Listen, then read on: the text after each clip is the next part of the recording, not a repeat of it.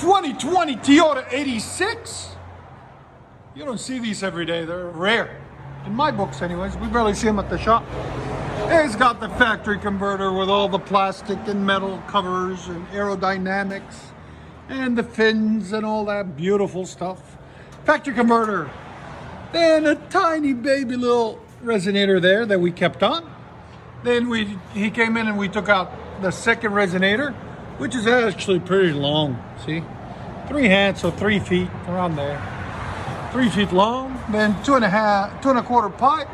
And he ordered his own bolt-on system from GT86 Speed Factory. As you guys can see, there's the link for it, the name for it. We'll have a link if we can get it for you. I guess that's how they do their dual pipe, which is kind of weird because and he says it flows more out of this one than this one. We looked inside of it, if you guys can see inside of it. It's got a really small pipe inside. I don't know if you guys can see it. The opening, I mean. So, I don't know. I don't know if I would recommend this system. But anyways, it looks cool. It's got 3.5-inch tips on each side, blue flame. We'll have a link in the description if you can get it for you guys. There it is. And there's the resonator that we cut off right there. As you guys can see, it's pretty long. There. So like always, guys, please like, comment, and subscribe. It's a lot louder. Whoa. Wow. That's loud. All right, there's sound decibels again. 116, bro. Wow. That's loud.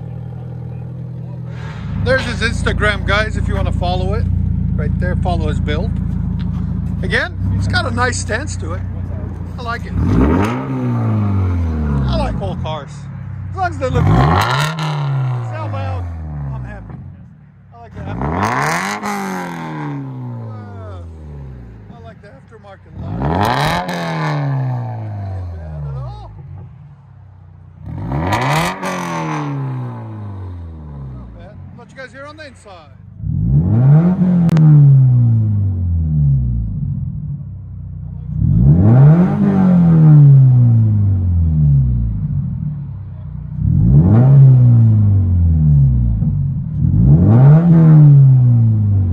Toyota 86. Fully straight pipe other than a baby resonator.